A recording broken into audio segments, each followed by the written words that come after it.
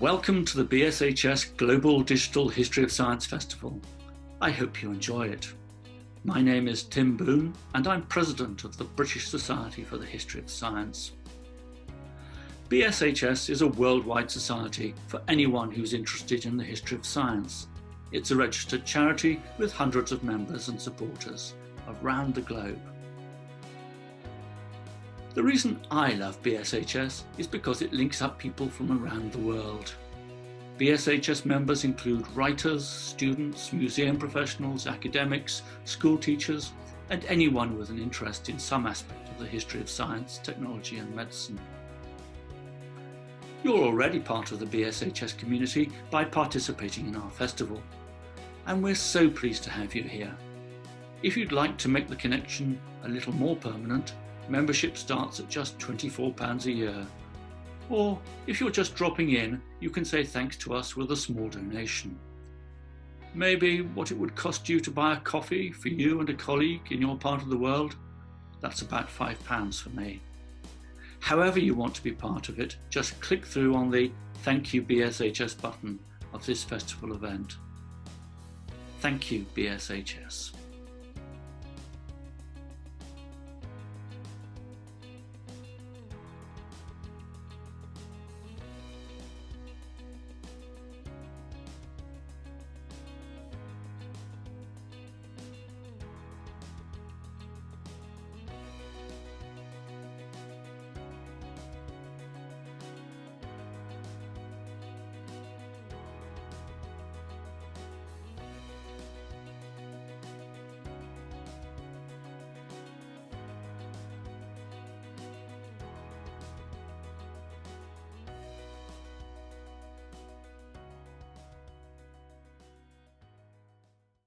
And you can see the path of flight on my background. We'll go from Africa, in Nairobi, Kenya, to Lahore in Pakistan, moving eastward to Tokyo, and then westward from Tokyo to Seoul, Beijing, Moscow, back in Europe, down in Antarctica, Halley Bay Research Station, and from there up northwards to Latin America, going to Brazil, the Caribbean, and then we will end our journey in the United States with visits to Boston and Washington, D.C., before having a commentary from the capital of Greenland. So buckle your seatbelts, and in the meantime, I'm going to give you three more announcements from the captain's decks. First, while being a global history of science experiment, this is an experiment also in transnational history, which means that rather than make assumptions about some overarching global category applied to all the sciences across space, we actually will try to look at developments at local level and how these developments at local level have been informed or informed flows, cross-border flows, either of knowledge, of materials, products, or even influence. And in a sense, how these cross-border flows also impacted on relations between countries. Secondly, rather than make assumptions about some overarching global category applied to all sciences across time, we will focus just on 1 year, 1970, to actually explore the discontinuities that happen over those 365 days and how these discontinuities informed what we see really as a decade of discontent and anxiety. Third and final announcement, I think this exercise reminds us about the fact that writing history is ultimately really always and inherently a collective effort. So we have about 18 short 5-minute papers, which actually will cover the whole of the globe. And I hope, obviously, that you will be interested in the narratives that these papers propose. And ultimately, the purpose of the session as a whole is to actually use this paper together to assemble a journal article to be submitted to essentially a journal. I hope actually that you'll contribute to our effort, and there is one way to do so. As the speakers talk and as essentially all the presentations are put together, please feel free to comment, to offer your ideas, to offer your opinions about what is being said. The tool that we want to use for that is the chat tool that you see right at the bottom of your screen. And by clicking on it, you can actually comment and offer those comments to everyone. The comments will be recorded and eventually will help us to produce the final product. So the last thing that I'm actually gonna tell you is enjoy the flight. Thank you.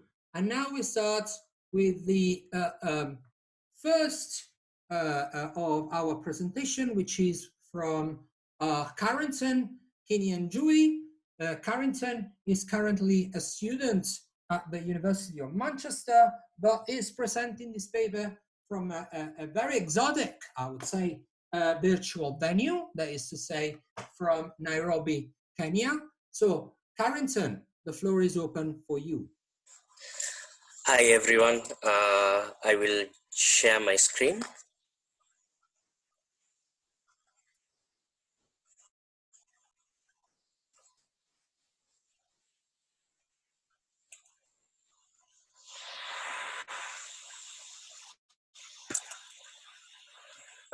As you've heard Simone say, I'm Carrington Kinyanjui. I'm a student at the University of Manchester. However, I come from Nairobi, East Africa, in Kenya in East Africa, which is a country in East Africa. Pleasure to be here. I'm going to talk a bit about the state of science in 1970, a global picture.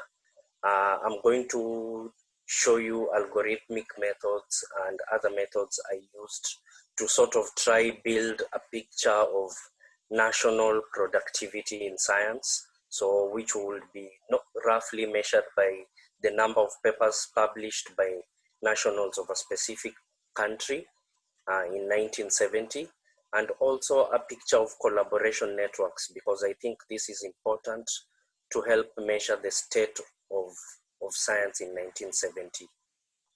So I start off with physics. So this is a global picture of physics. This is from a sample of 21,000 papers that I got from lens.org, an online repository of papers.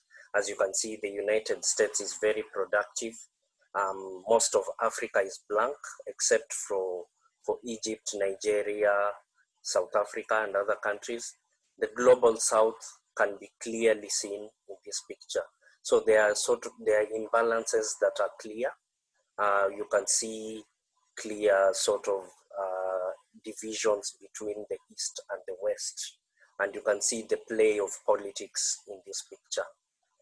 Similarly for medicine, which you might think has more utilitarian value, utilitarian concern, this is a sample of 12,000 papers that I got from the same repository. Something interesting is that in Asia, Eurasia, the most productive country, I don't know if you can make it out, is not China, is not India. The most productive country is Bangladesh with 1,307 papers. Of course, the United States dominates productivity, and in Africa, Egypt and South Africa dominate productivity, but with just 21 papers published. The United Kingdom is most productive in Western Europe with 1,522 papers. Moving on, this is a picture of the collaboration network that I developed. So for the collaboration network, you get into a bit of difficulty you can't do this on the site itself, on the lens.org site itself. So we had to write programs to enable us to build these collaboration networks.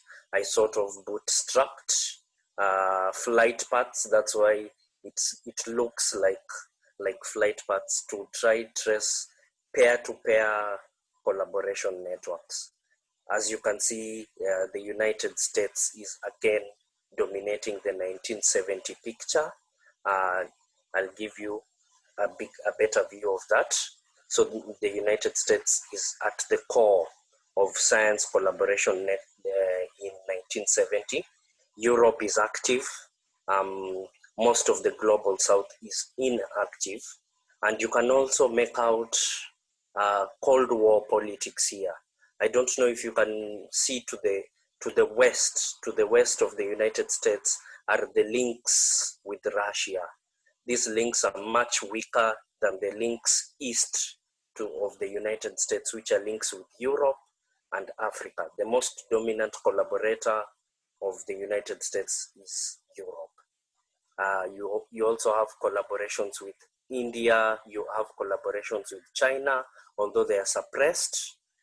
You have collaborations with Australia, although they are also suppressed, and Africa, although these are also suppressed. You should remember that South Africa is in the midst of political turmoil. Most of Africa is in the midst of political turmoil because it has become the playground of Cold War. So we can move away from this picture of science for diplomacy, diplomacy for science. Rather, what I think we should see is feedback loops between politics and science and politics. So this should be clear. Finally, I just want to show you the legacy. This is from work that I'm also doing using the same methods to develop algorithmic maps, productive maps. This is a map of radio astronomy, a sample of 5,000 papers from radio astronomy in the year 2013 to 2021. The picture is a bit changed. Right now, I can safely say, specifically for radio astronomy anyway, that Europe is the center of the collaboration network because of the formation of the European research area. And then we have spreading out into the south.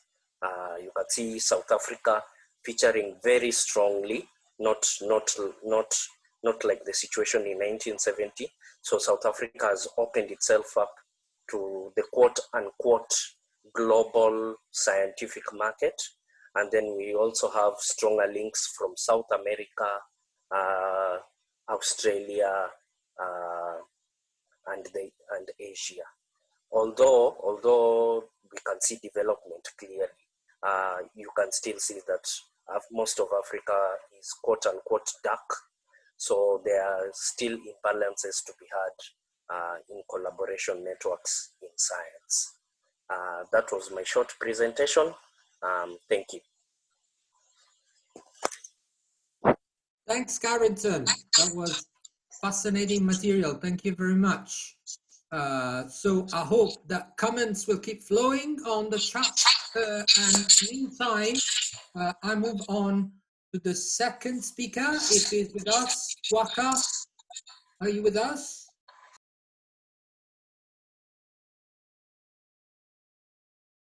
No? So if Waka is still not connecting with us, I'll move to the third speaker, which is Ayahome.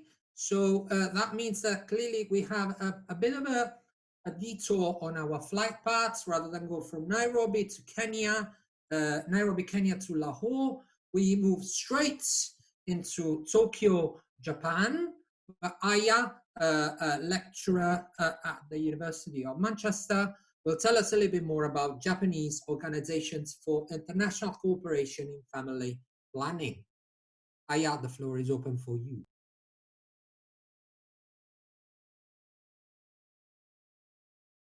Based in Manchester, Oh, hello, welcome to, I said, welcome to Tokyo, but I'm physically based in Manchester. Without further ado, I'm going to start. I hope you can see my slide. So by 1970, the idea that Asia's population explosion was compromising the socioeconomic development had long been an established global consensus among activists,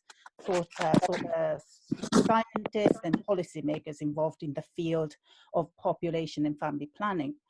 In fact, by 1970, the consensus had mobilized family planning initiatives in many villages across Asia. So many of these initiatives were organized by grassroots organizations. They were also packaged into kind of development aids and were often integrated into the Asia's maternal and child health programs. Now, historians looking at this framing of Asia in the transnational population control movement long pointed out the Cold War politics shaped the movement. But we know less about how the Cold War transnational diplomacy shaped the Asian narrative on Asia's population explosion, or about the inter-Asian interactions mobilized by the diplomacy. In other words, we know less about how the transnational movement was seen from Asia or enacted by Asians. Now, this takes us to the seminar organized in 1970 by the Japanese Organization for International Cooperation in Family Planning called JOICEF. Now, this seminar was one of many instances that led to the organization of the establishment of this organization called Asian Parasite Control Organization. A lot of organizations out there in this field. So that was established in 1974. It was a regionally based non-governmental organization that devised the primary healthcare program called the Integration Project. So this is one of the, which literally translated parasite control with population control by means of family planning. Now, APCO promoted the program across the developing countries in Southeast Asia over the rest of the decade. Now, for the history of science diplomacy, in particular during the Cold War, the history of the JOICEF and APCO is interesting in two ways. First of all, the story of APCO illustrates unique ways in which historical specificity of the region was mapped out in the Cold War international and transnational diplomacy on family planning. Now, specifically, the APCO's regionally based family planning program was, on the one hand, mobilized by the transnational idea of Asia's population control, population explosion that was catalyzed by the Cold War. But on the other, also relied on the network and the interactions among Asian actors that were firmly embedded in the legacy of colonialism and war in East Asia. The second point I want to highlight with the story of JOICEF and APCO is that it was not an isolated instance that happened in Asia, but Asian experiences actively participated in the making of the transnational movement and Cold War politics. The example I can give is the integration project I just mentioned, which became, in fact, a global phenomenon. And in the 80s, it was applied widely in Latin America and in the 90s in Africa. But what's really also fascinating is how this inventor, how the inventor of the project, Japanese Kuni Chojiro, took advantage of the image of Asia, such as this one. I'm going to show you. Which shows poverty and hunger and underdevelopment generally. And so Kuni Chojiro took advantage of this image that had a political currency in the Cold War diplomacy in order to conceptualize the integration project as a humanistic family planning. And at the same time, through this characterization, Kuni consolidated the specific understanding of Asia's past experience, which then became part of the narrative of Asia in the Cold War. So APCO's story is significant, not so much because it adds another kind of Asian case study to the Cold War transnational history, but because it was a constitutive part of the history. So I finish here.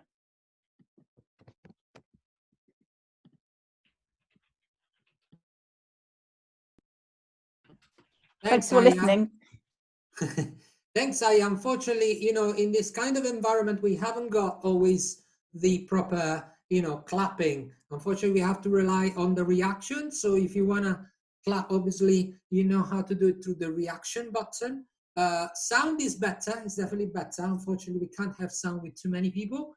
But I mean, that was very important, I think. And both your and Carrington's presentation are highlighting these items of uneven distribution of collaborations on the one hand, and on the other hand of disciplinary orientation of specific research happening in the 1970s, which obviously has political and foreign policy ambitions. So I hope that the next paper will actually carry on exploring these dimensions from an Asian perspective. And I'm not sure whether Juwon is ready in Seoul to talk about it. Are you there, Juwon? Hello, can you hear me? Great, I'll leave it to you. Okay. So hi everyone, I'm Jaewon, postdoc at Max Planck Institute for the History of Science, and welcome to Seoul. And let's begin the Seoul tour right now. So in 1968, the United Nations General Assembly endorsed the idea of the 70s as the International Decade of Ocean Exploration, aiming for international cooperation in marine resource exploration. Along this line, the UN Economic Commission for Asia and the Far East initiated a geophysical survey in the Yellow Sea and the East China Sea with the prospect of peaceful joint development offshore areas. Yet it was already politicized. Only scientists from capitalist countries in East Asia participated in the joint survey using a research vessel offered by the US Naval Oceanographic Office. When the survey result indicated the existence of petroleum in the continental shelf, the participant countries soon entered the dispute. In the next year, 1970, while enjoying American oil firms' enthusiasm, the South Korean government announced a marine resource law, claiming the sovereignty of the continental shelf and its mineral resources. Taiwan legislated a similar law in the same year, while the Japanese government endorsed its domestic oil firms to carry out drilling in the area a year ago. It was Taiwan that first tried to resolve the issue by promoting joint exploration. Japan quickly accepted the Taiwanese idea and suggested trilateral cooperation in ocean development. Taiwan and South Korea supported the formation of the Cooperation Committee in late 1970. While worrying about the rise of China PRC, they asked Japan officially to confirm that the committee would work as measures of economic cooperation and anti-communist security. China PRC immediately responded. Beijing announced that all agreements concerning the joint exploration which Taiwan concluded with any country will be considered illegal. In January 1971, the US government ordered its oil companies not to use the US flagged ships and not to allow American sailors to work in the disputed water. The Japanese government withdrew the original trilateral proposal too. Both countries' response was part of their détente effort with China, which would be realized by a summit with Chinese Premier Zhou Enlai in 1972. Although Korea did not accept this geopolitical change and kept the previous understanding of the oil dispute as to the internal issue between capitalist countries, its two patrons began to consider Communist China the oil game's major player. And as a result, in 1974, the joint development agreement was made without Taiwan, But the promised exploration did not happen until 1978. Japan did not want to annoy China that had already complained about the Japanese claim of the Senkaku Islands. And the US government kept its policy discouraging American firms from drilling in the disputed water with Koreans. South Korea understood it as the betrayal of its anti-communist patrons and planned to carry out independent research and exploration. In 1978, China entered the oil game by initiating a series of offshore exploration. Although the UN envisioned its joint geological survey before a decade as the road to peaceful cooperation, it rather became the base of the ocean space race in East Asia, which is still ongoing. What happened with science then? The unfulfilled cooperation in oil exploration led oceanography to be institutionalized as a means of securing national interest. The rise of China also influenced the direction of scientific cooperation between the US and Japan. In 1971, at the first meeting of the Marine Resources Joint Committee, Japanese and American scientists excluded offshore exploration in their research agenda to avoid political allegations with China. They instead focused on peaceful basic research such as diving physiology, hoping not to stimulate their Chinese comrades. Thank you. Thanks, Jaewon. That was fascinating material. Again, giving us a better picture of the circumstances of science in terms also of its diplomatic uses in the Asian continent, in East Asia specifically. I'm sure that actually this kind of analysis can be carried forward, moving to Beijing, where we have Gordon Barrett. However, moving us from an analysis of the diplomacy of the oceans to an analysis of the diplomacy of the space. Gordon? Hi there, thanks very much, Simone. So welcome to Beijing, although I'm in reality based in Oxford at the moment. So arguably the most globally visible event in China in 1970 was when the People's Republic sent the Dongfanghong 1号, or the East is Red 1 satellite into low Earth orbit. That made it the fifth nation to put something into orbit after the Soviet Union, the United States, France, and Japan. And it actually came hot on the heels of Japan, which had launched the Asumi satellite on the 11th of February. Now, the Chinese launch took place on the 24th of April, with Chairman Mao Zedong in Shanghai in the control room ordering the launch. The meter-wide spherical satellite was designed to broadcast telemetry data and the song The East is Red for 20 days. It duly did lose signal on the 14th of May, so we wouldn't have been able to hear it on this day in 1970. But thanks to the handy listening guides distributed by the Xinhua News Agency and published all over the place, including the People's Daily or the Party State-sponsored foreign language magazine Peking Review, those of us in the UK could have turned into 20.009 megahertz the next day at 6:07 or 8:04 p.m. and heard the sounds in the link that I'm sharing now. Now, the choice of this song and the naming of the satellite after the same tune reflected the essential domestic context surrounding its launch, which of course is the Cultural Revolution, which started in 1966 and ended in 1976 with Mao's death. The East is Red was a revolutionary song, and in its iteration of the period praised Mao Zedong as, among other things, the people's great savior, and served as the national anthem during the Cultural Revolution. As the Xinhua News release framed the launch, and I'll quote here, "The successful launching of the satellite marks a good beginning in the development of China's space technology. It's also a great victory for Chairman Mao's proletarian revolutionary line, and another fruitful result of the great proletarian Cultural Revolution."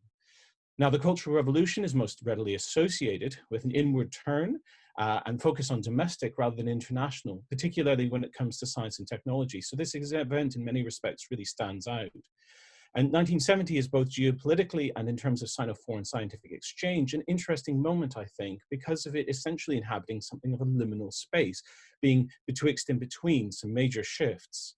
So China is in many respects isolated at this point, its relations most strained, including with the socialist world. And of course, let's not forget the Sino-Soviet border conflict of March 1969. The early statements of congratulation for the satellite published by PRC outlets included regional allies in Vietnam, Korea, and Pakistan, along with smattering of others from socialist developing worlds, for example, Romania, Yugoslavia, Afghanistan, Guinea, and Zambia. Notable transnational dimension in this is that, of course, they are receiving and publicizing messages of congratulations not just from other states, but from revolutionary groups and communist parties that aren't necessarily in government. And among the list that I mentioned, Romania and Pakistan are also notable because back in 1969, Nixon had been secretly putting out feelers via these two Chinese allies about potential interest in normalizing relations. And of course, this moves us to the year afterwards. In 1971, of course, in November, Henry Kissinger makes his secret visit to Beijing, which paves the way for the famous 1972 visit by Nixon. And the month before that, in October, the People's Republic is admitted to the United Nations. And both Sino-American rapprochement and admission to the United Nations is hugely significant, both of these in terms of the long-term trajectory of Sino-foreign scientific relations.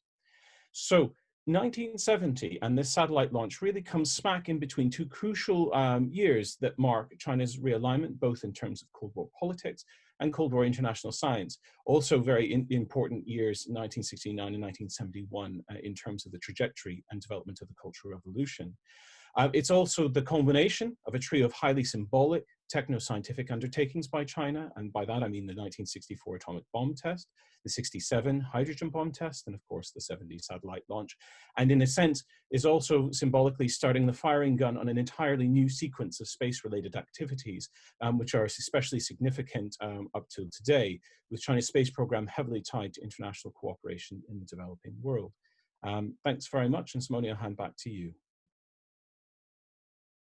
Thanks, Gordon. As always, I think reactions have to be on the virtual environment in the form of clapping or anything else. But in the meantime, we stay firmly in the space research dimension, but we move, we fly from Beijing to Moscow, where Giulia Rispoli of the Max Planck Institute for the History of Science in Berlin will tell us a little bit more about, once again, the role of space programs from a Russian perspective in the dynamics of the diplomatic dynamics of the Cold War. Giulia can't be actually with us, but I believe we have a recording from her. So I'll pass it. Here we go. It's ready to go. Hello. So, during the 20th century, unmanned vehicles became objects of transdisciplinary scientific interest, and their use was tied to different objectives. These technologies served as a benchmark of the Cold War and at the same time made available a new understanding and global experience of both the Earth and a cosmic environment. As Roger Launius pointed out, the motives and ambitions behind the construction of automated artificial machines to recognize, control, weaponize, and explore space explain different scientific and technological stages during the Cold War, reflecting in turn different phases of environmental history as well. So as this history unfolds, competing dynamics of space race in some way synchronizes with earthly matters. The first rudimentary drone was similar to a hot air balloon, hovering in the sky and armed with bombs, and certainly such drone could not be controlled from long distances. Sputnik 1, the first artificial satellites launched in 1957, marked a new era in the subsequent development of unpiloted vehicles, both for strategic surveillance during the Cold War and also for scientific purposes. Sputnik autonomously circled the Earth, remaining in orbit for approximately 3 months, and it was equipped with radio transmitters and 4 antennas, able to convert electric power into electronic waves. While it spurred the Americans to engage with the space race and catch up with the Soviet achievements, the first satellites triggered the development of different global scientific research dimensions, including remote sensing detection, environmental data gathering, and interplanetary exploration, of course. During the International Geophysical Year, Sputnik 2 and 3, enabled the collection of data sets that made it possible to monitor changes in the composition of the upper atmosphere, the ionosphere, and of course take measurements of the radiation belt surrounding the Earth. In the Soviet Union, much emphasis was put on space exploration as a means to achieve political goals and propaganda. And ultimately, it was used to show the superiority of communism and the flaws of Western science and technology. Spaceflight became a metaphor for liberation and a way to reconnect to a strong symbolic and utopian tradition, the tradition of cosmism, and terraforming aspirations which developed in the early 20th century. So the Cold War actually gave the Soviets a reason to revitalize these sentiments, to build perfect storytelling around the space program, and of course reinforce national identity and ideology. As Slava Girovic has shown, the figure of the cosmonaut became almost a myth in Soviet cultural memory. Through iconic images and prepackaged stories, idolatry was built around space travel and cosmonautics, and this mythological narrative served to create a sense of mystery somehow, but also at the same time to keep secrecy about the real projects and the real endeavors that have been pursued in that period. So following the Apollo mission in 1961, the Russians turned their attention into extraterrestrial planets, and they launched in 1970 Luna 17, a robotic probe to the moon that was carrying the unmanned lunar rover Lunokhod 1. And this was the first remotely controlled robot on 8 wheels to land on another celestial body. So while the Soviets were still selling this iconic picture of the first man in the cosmos, an experimental laboratory activated by radio command from the Earth was transmitting each day a quantity of data about the surface of the moon, the effects of the sun's radiation on it, the geology of different soils, and all this data taken together, probably exceeded all the information received from the artificial satellites during the first years of the space age. Moreover, the panoramic view gained by Lunokhod yielded data that could not have been obtained by any other tools. So the use of rovers, the photographs they took, the information they helped to gain and access, and the geophysical processes they help to uncover and analyze are part of a larger knowledge-making process about the planetary, the earth sciences, and of course environmental sciences. So rovers were used to build images about the outer space, the Earth, and the interplanetary observations that they allowed to put together. And still, this process was not just straightforward, but it was a result of a sort of manipulation, mediation, negotiation also, to discriminate what counts for the images and the information produced through these photographs. So this process was served actually to grow subtly specific representations and visualizations and visions, and to tie them to specific meanings, and ultimately fueling new futuristic techno-utopian visions, for instance. So the history of manned and unmanned space programs tells us that environmental history and interplanetary exploration have been intimately connected with Cold War dynamics, for sure, of course. And utopian terraforming aspirations and ambitions, and the study of the habitability on other worlds, on other planets, far from being free from technocratic aspirations, have hardly been pursued without a sense of the competing dynamics unfolding on the ground. So the main driver to space programs was the acquisition of military capability, for instance, nuclear superiority, and global competition for international leadership and for hegemony. So the acquisition of information about adversaries' military missions through satellites and unmanned vehicles shows how space rivalry outgrew actually from a certain.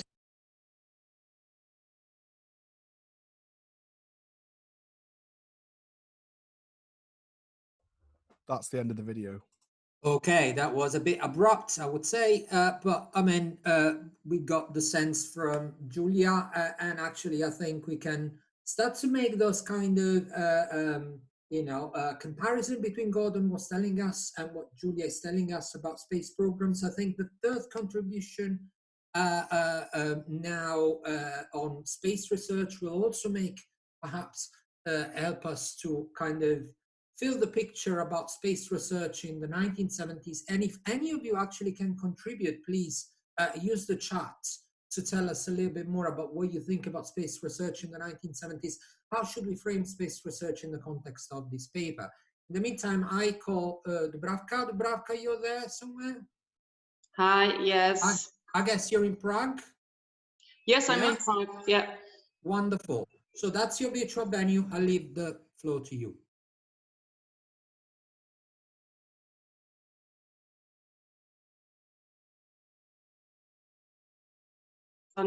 Julia, and 50 years ago, Soviet space program adopted the official title Interkosmos. I'm sure you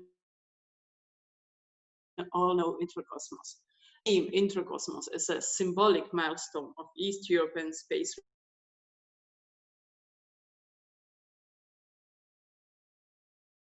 research. Title, just a label, nothing more. But we should talk about the chronology and the history of Interkosmos, because the project itself was actually officially launched on 13th April in 1967, 3 years earlier, under the Namework Work Program for Joint Work in the Field of Exploration and Use of Outer Space for Peaceful Purposes. First preliminary talks with participating states took place yet another 2 years earlier, it means in 1965 in Moscow. Why? In mid-60s. As a matter of fact, East European researchers were showed keen interest since the very beginning of Cold War space research. After the launch of Sputnik, everyone supposed that the boom in space research, even in Eastern Europe, was about to come. But an invitation, it means an official invitation, because we are talking about Eastern Europe during the communism period, came from Moscow only in 1965. And perhaps the fact that it took 5 years to confirm the official title Interkosmos reflects all problems hidden behind the shop window of Soviet space research program. And in my opinion, main problems were the following. First of all, it's very vague structure, because Interkosmos was actually not a genuine example of multi or international cooperation. At the very beginning, Interkosmos consisted of a number of bilateral agreements between socialist academies. It does not mean between states, but between socialist academies and the Academy of the Soviet Union, which was supposed to coordinate space research in Eastern Europe.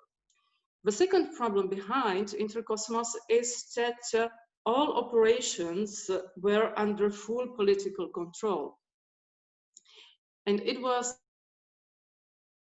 the main reason for the bilateral character of the program. And one day I hope that we will be able to compare the structure of Interkosmos, for example, with the structure of the Joint Institute for Nuclear Research in Dubna.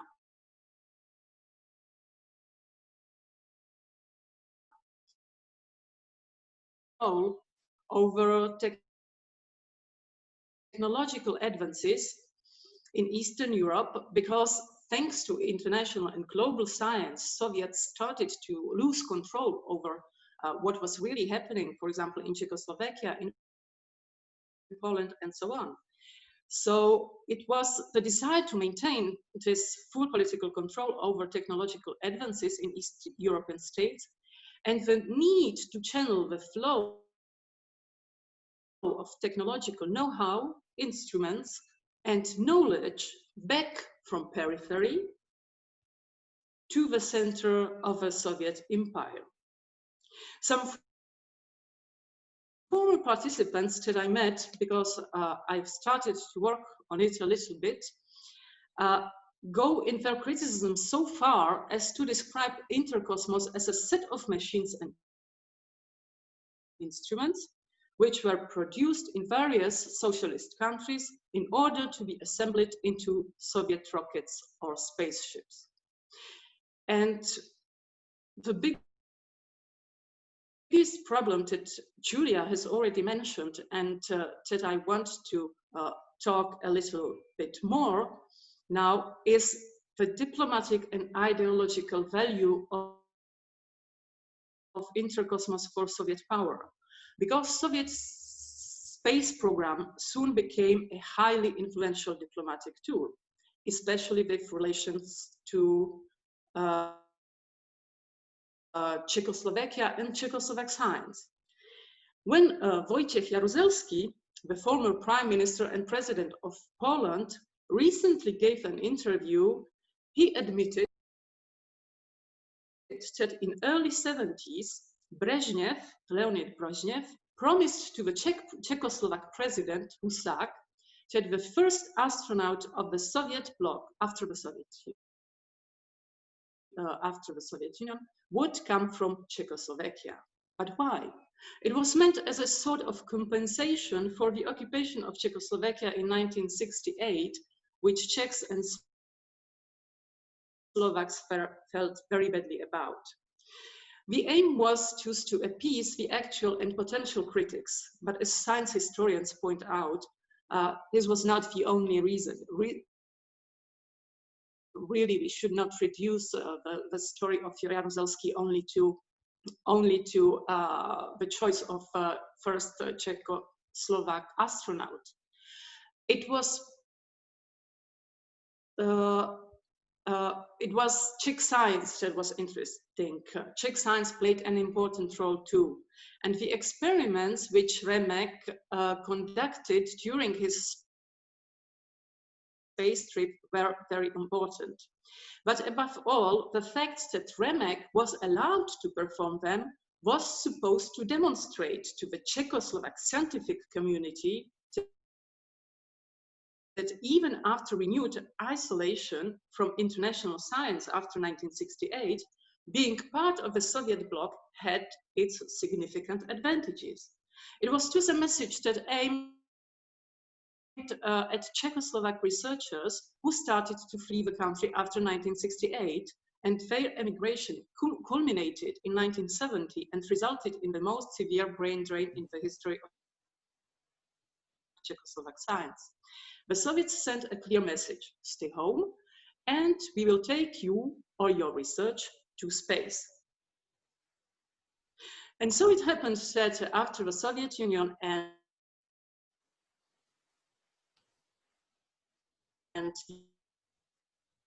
March 1978 was a political decision whose aim was to silence the critics of the Soviet occupation of Czechoslovakia before its 10th anniversary in August 1978. The sad thing about being the third nation in outer space is that it happened at a time when most Czechoslovak citizens were not allowed to visit even the neighboring countries such as Poland or East Germany.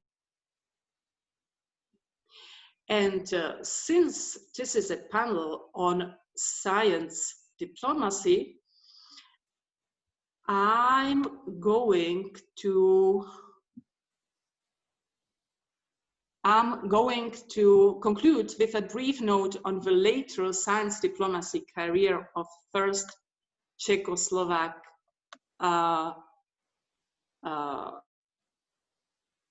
astronaut Vladimir Remek. In 2014, he was nominated and he started to serve as Czech ambassador in Moscow, and Communist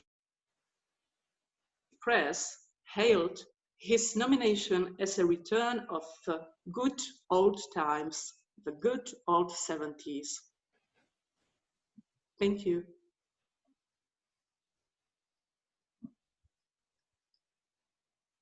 Okay, good. Yeah, Dubravka, in the, obviously, because of the time, we have to keep within the 5 minutes.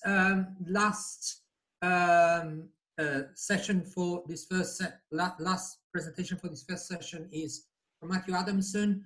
We move from the domain of space research into nuclear research. Matthew, the floor is left for you. Please keep it in 5 minutes. Thank you. No worries, I promise to. Can you hear me, Simone? Yes. Okay. Yes. I'm going to share my screen and begin my presentation and move us to Vienna and to the offices of the International Atomic Energy Agency. And for this snapshot of the IAEA in the context of science diplomacy in 1970, I reviewed the issues of the IAEA bulletin that year to get a sense of how the IAEA was presenting itself. And there's a lot going on in the bulletin that would be considered a mark of 1970. For example, the IAEA received as honored guests the Apollo 12 astronauts.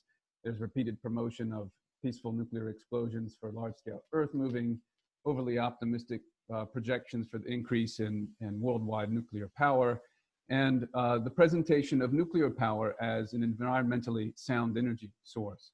But there are two things in particular that stand out to me, two counterpoised public elements of the IAEA that I would like to shed a little more light on. The first is the significance, of course, of the IAEA, to the IAEA of the entry into force of the NPT. This confirmed the IAEA's role as the central institutional actor in global nonproliferation. It also underlined the inequality of the global nuclear order. These inequalities, however, went beyond the NPT. In July of 1970, IAEA Director General Sigvard Eklund addressed the UN Economic and Social Council in Geneva, and he alluded to this inequality. He noted that only 2% of nuclear power capacity at that time was located in developing countries. And even the most optimistic projections for the 1970s suggested no real improvement in that imbalance. In sum, nuclear power was not available to most of the globe and would not soon be. Eklund stated it very bluntly. This is his words. "I have said before, and developments have not disavowed me, that nuclear power will increase rather than decrease the gap between the advanced and the developing countries." This brings me to the second public element of the IAEA's self-presentation: technical aid to developing countries. On the one hand, the amount of aid provided for was disappointing, as the voluntary pledges that were called for each year always came up short. So as an example, in 1970, $2 million US was called for, and only 85% of that was actually fulfilled. Still, if you look at the geographic and the disciplinary sweep of this aid, it's something interesting to consider. In the first 11 months of 1970, 138 experts and 11 visiting professors carried out missions in over 60 countries. There were 11 regional and inter-regional training courses organized, and there were 354 fellowships awarded by the IAEA for individual study. The sorts of research activities we're talking about include use of radioisotopes in agriculture, food preparation, industry, hydrology, medicine, prospecting for raw materials, basic nuclear science, and teaching. If anything was meant to offset the inequalities of the nuclear order and answer to the IAEA's statutory call to encourage the applications of atomic energy, I quote the statutes here, quote, "with due consideration for the needs of the underdeveloped areas of the world," it was this chronically underfunded circulation of techniques and experts. I think there are many interesting things to consider in this. More could be done to examine the tensions between the links between international agencies, such as the IAEA and the UNDP. Furthermore, I find it very interesting to consider the degree to which these acts of science diplomacy actually resulted in the integration of host institutions into global knowledge networks. more simply, on what sorts of professional and cultural terms were the IAEA experts integrated or not into the scientific life of the countries receiving them? Conversely, how did these missions influence the scientific practices and geopolitical perceptions of the experts who carried them out? And what sorts of mechanisms, if any, did the IAEA develop to ascertain this, given that a decade later there was a major reform in this area? I think these questions remind us that from its inception, the IAEA became a crucial nexus for science diplomacy, something that's visible in the IAEA's self-presentation in 1970. Thank you very much. All right, are folks ready to recommence? Maybe, yeah, if a few of you can give me a thumbs up, that would be a good way to restart, I suppose.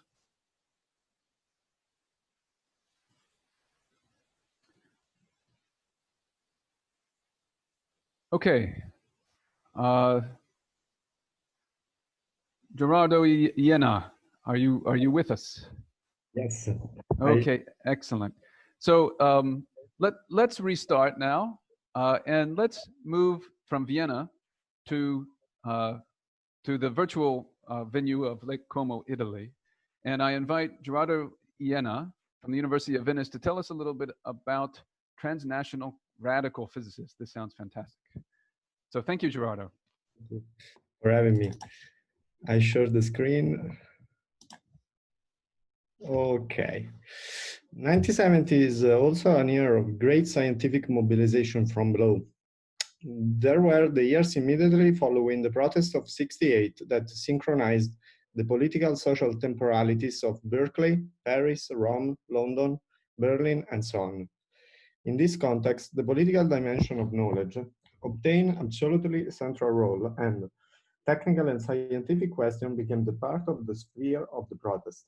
For example, after its foundation in 1969, the British Society for Social Responsibility in Science published its manifesto in 1970, in which the non-neutrality of scientific knowledge was clearly argued. During the 1970 conference of the American Association for the Advancement of Science, a group of militant scientists distributed their manifesto entitled Toward a Science for the People. These events consolidated the radical science movement in the US and UK. In the same year, it's possible to date also the birth of the Italian radical science movement, with the writing the so-called Varenna Manifesto. Every year, since the 1943, the International School of Physics Enrico Fermi is held in Varenna on the Lake Como in Italy. This meeting involves scholars and young researchers from various parts of the world. On the proposal of Franco Selleri and with the support of Marcello Cini, the 1970 edition was dedicated to a foundation of quantum mechanics. Selleri aims was to develop a realistic and materialistic critique to the Copenhagen interpretation that he judged to be dogmatic because it was based on unverifiable axioms. The activities of the 2 weeks of the summer school take place as follows. During the day, there were official lessons, while in the evening there were independent meetings between the youngest radical researchers. One of the topics broadly discussed among the participants was the criticism of the value of the absolute objectivity attributed to science. This group wrote a document entitled Notes on the Connection Between Science and Society, also known as Varenna Manifesto, which was distributed to old and young participants at the entrance of the lessons. This radical scientist argued that science is not neutral in respect to the social context. I quote the Varenna Manifesto. One of the important social functions of science is to organize consensus and to maintain social stratification. In fact, the structure of the scientific theories reproduce the categories of the culture of the dominant classes.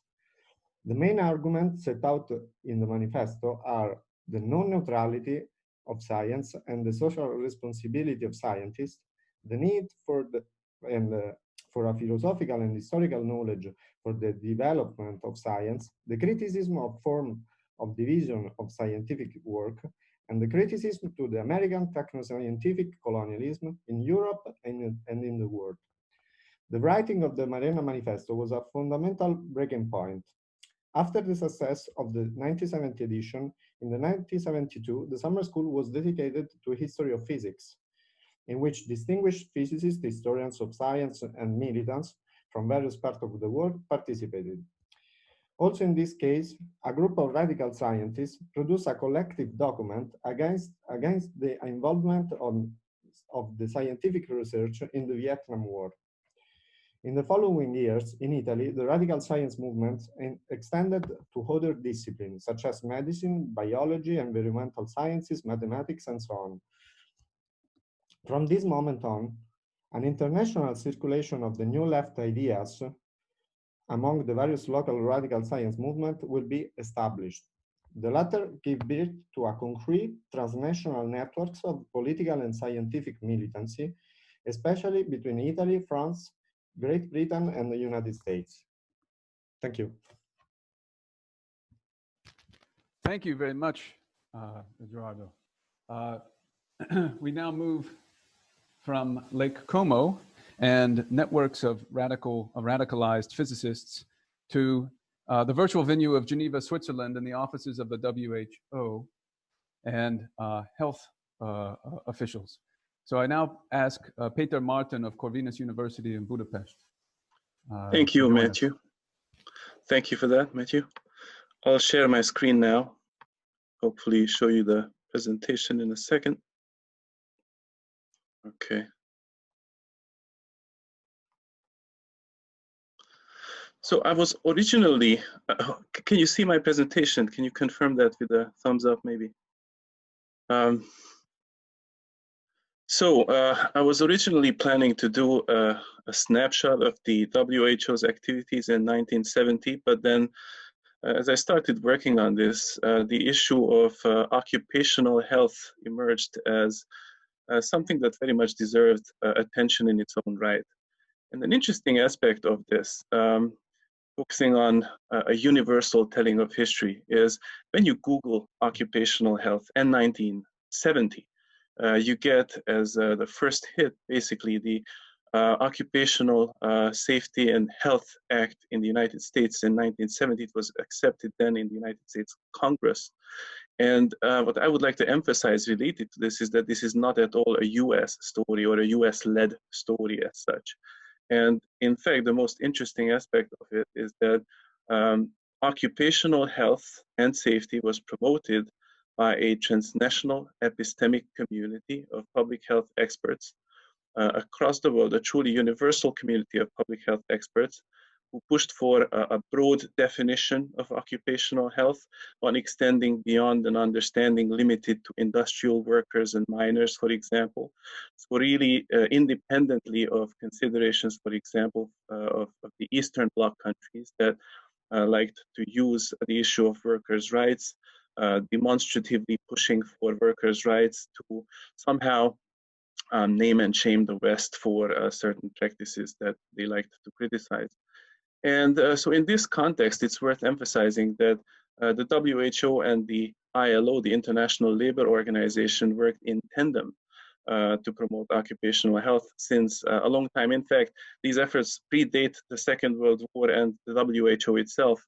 And a definition of occupational health originates from 1950, and it's mentioned on the slide that I'm just now showing you. It's the maintenance of the highest degree of social, physical, and mental well-being of workers in all occupations, as it says. This is from 1950, a joint ILO-WHO definition.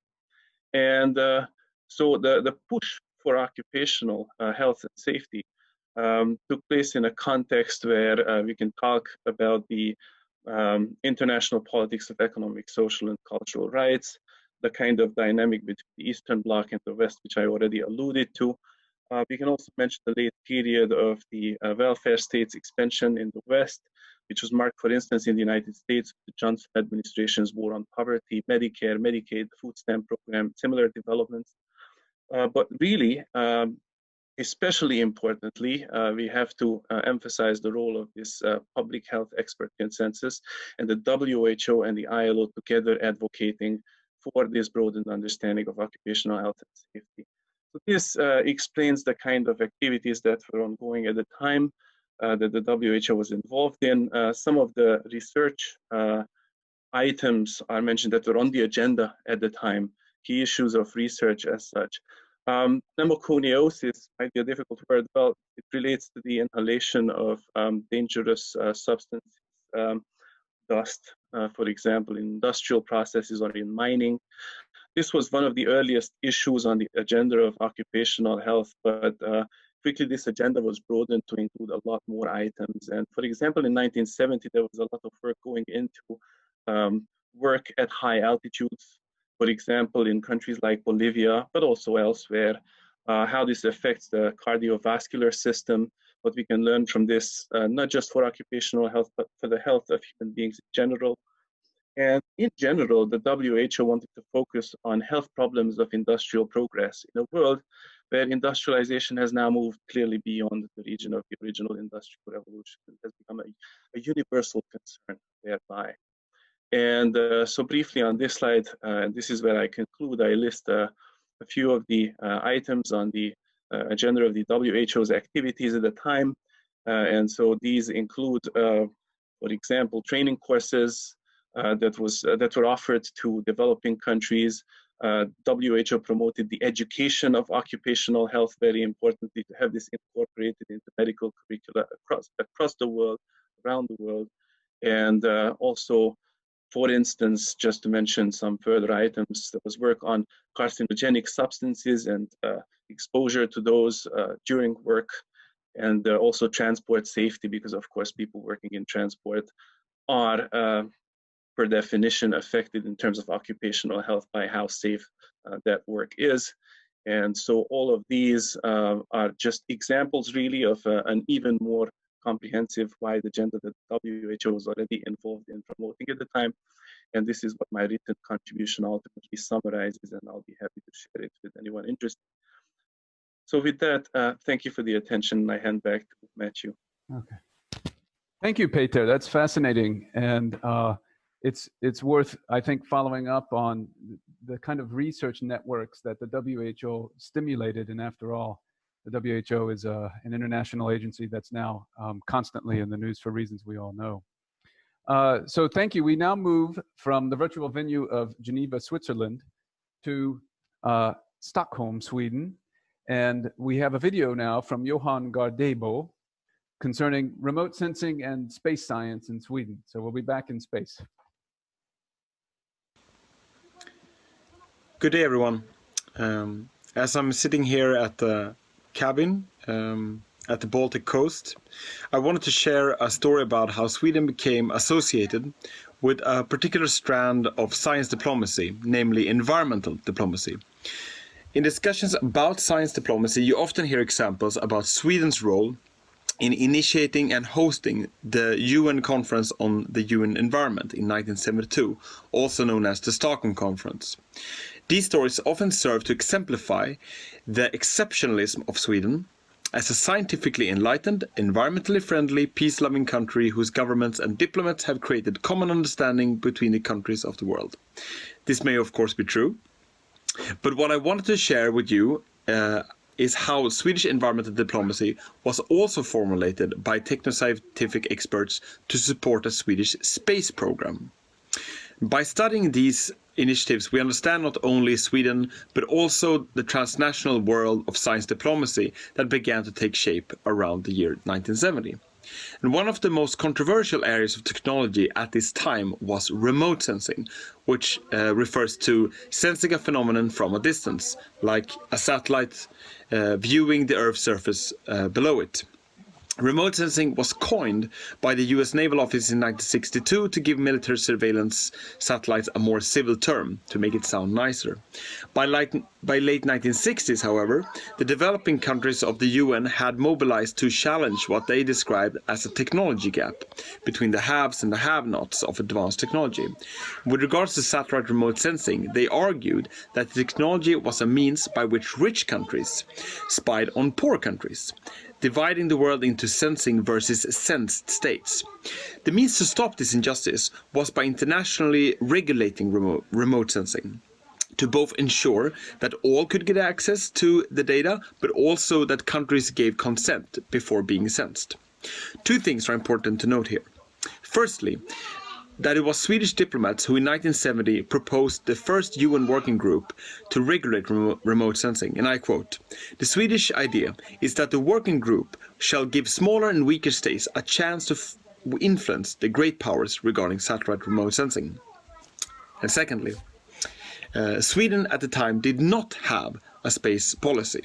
Sweden did not even have a space program, and in hindsight, Swedish space experts have referred to the period from 1964 to 1970 as the wilderness years, because the Swedish government remained unwilling to finance space activities. And this is where Swedish transnational expert collaborations and science diplomacy come into the picture. Swedish space experts managed in 1960s to secure first American and later European space collaborations. And these collaborations allowed Sweden to establish a Swedish remote sensing group and later also formal plans for European remote sensing satellites. It was this group that in 1970 identified satellite remote sensing as a potential area of relevance to UN politics, and therefore also a priority for Swedish foreign affairs, since Sweden was among the nations seeking a leading role in the UN. But to make a leading UN role possible, Sweden would have to continue building its own expertise in remote sensing, which required establishing a Swedish space program. So, in brief, the Swedish scientific experts used its American and French colleagues to identify remote sensing as a key issue to Sweden's diplomatic policy of supporting developing countries. And in particular, they developed arguments that satellites were a means to raise awareness of a rapidly changing environment on a global scale. The Swedish remote sensing group also presented these arguments to the National Committee preparing the Stockholm Conference, and thereby served to identify satellites as a tool for environmental governance. In the process, the Swedish experts had managed to identify the need for a Swedish space program. It is therefore fitting that the stage of the Stockholm Conference was decorated with a whole Earth image to signal the importance of outer space surveillance for environmental diplomacy's sake. And it was also in the summer of 1972, when the Stockholm Conference was being held, that the Swedish government established the Swedish Space Corporation, which would continue to play a leading role for the Swedish remote sensing experts in subsequent international negotiations on how to use remote sensing and environmental diplomacy in general. And as I've suggested, these developments were critically being formulating during the year 1970.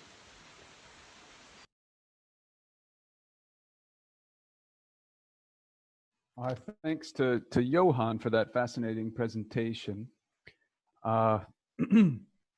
We have now gone back up to space, at least to some extent, and we are going to return to the seas. I now ask Beatriz Martinez Rius from the Sorbonne University to take us to the virtual venue of Monaco, the Principality of Monaco, but in fact, really the Mediterranean basin, and to tell us a little bit about deep sea drilling there during 1970. Hi, thank you, all of you. I will share my screen.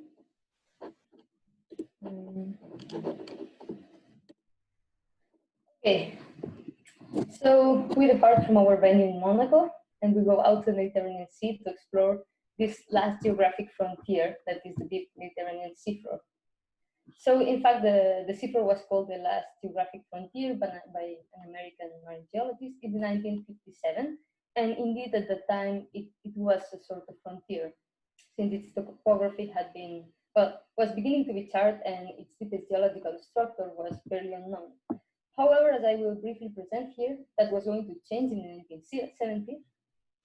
So here I will give you a short snapshot of how in the 1970s the Mediterranean seafloor became an accessible territory. And by accessible, I mean that geologists were able to take samples, rock samples from the deepest areas of the seafloor, and this made the Mediterranean seafloor a territory to be exploited both scientifically and economically. And also, this modified the way geological research was conducted in France, that is the country that I am studying, since it encouraged new patronage relationships with oil companies, at the same time that it introduced French geologists in one of the biggest and most ambitious international cooperative projects in marine research, that was the Deep Sea Drilling Project. So I will start from this at this point. So perhaps the most well-known milestone for the Mediterranean exploration was the arrival of the oceanographic vessel Glomar Challenger in August 1970. The Glomar Challenger was the first drilling vessel designed with scientific purposes that was capable of recovering rock samples from the deepest areas of the seafloor. And it belonged to an American project, the Deep Sea Drilling Project that I mentioned before, that was promoting international cooperation to study the seafloor around the globe. So the project was led by the Americans. It was also organized by American committees, but the project must be international for a diplomatic reason. That is that having foreign participants on board facilitated the access of the vessel to foreign national sea waters. But also there were like scientific reasons, that was that having local scientists on board could provide with local scientific knowledge and experience in studying, in this case, the Mediterranean geology. So the Glomar Challenger, this vessel, became a point of exchange, a sort of trading zone, if you wish, of scientific knowledge, of theoretical frameworks that were also local in most of the cases, and also research methodologies among scientists from the US, but also France, Italy, Romania, the United Kingdom, Switzerland, and Austria. Most of these participants, as I mentioned, had been conducting their research trained only in their countries. So the Deep Sea Drilling Project enabled them to establish these international relations that were particularly important with the United States. And also it enhanced their participation in further international projects. However, lesser known is another point that I'm going to discuss briefly here, that is the forge of patronage relationships between university geologists and French oil companies in the 1970s. And this starts in the early 1960s, when French oil companies became interested in studying the seafloor's oil potential, as other countries were already doing, especially the US, but also in the North Sea, many other companies. Towards the end of the decade, these companies had already developed like the offshore geophysical and drilling devices and technologies that were advanced enough to start exploring the seafloor and assessing the potential. And it was in the early 1970s, so 1970 and 1971, that a number of French oil companies launched a joint project to explore the Mediterranean's oil potential. And for the first time, they contracted university researchers to help them to conduct these surveys. Most of them were young researchers. They were doing their PhD and working with oil companies and with the oil industry more general, brought them privileged data. This data, once it could be disclosed, allow them to publish like really new results in prestigious international journals such as Nature. So for the Mediterranean exploration, this relationship between university geologists and oil companies was a mutual benefit, of course, like any other kind of like patronage relationship in ocean exploration, because in this case it combined successfully two research approaches, the industry approach and the university approach. So whereas oil companies aim at studying large areas like all the Mediterranean basin during short periods of time, academic scientists were highly specialized in particular locations, which could be their object of study throughout all their careers. So these patronage relationships that I've been talking grew stronger during the 1970 decade, and they are still very important even nowadays. So just to conclude, the common point between these two milestones that I presented that happened in the 1970s is that, well, for On the one hand, for university geologists, the bottleneck to access the Mediterranean seafloor was to gain access to these advanced technologies and research resources. So for the French community of geologists that I've been studying, these new alliances and patrons, both in international projects and inside the industry, enable them to enter in this new research niche that is international in essence, that is the seafloor exploration, as well as to mingle their research with new data, theories, and research approaches, both inside and outside their country. Thank you very much. Thank you, Beatriz. You keep us mindful that not only space, but also the oceans and the seas were frontiers in 1970 and were framed that way. And speaking of frontiers, I would now like to ask Ikra Chowdhury from the University of Manchester to take us to another frontier, that is to the Haley Research Station in Antarctica. So Ikra, if you can begin.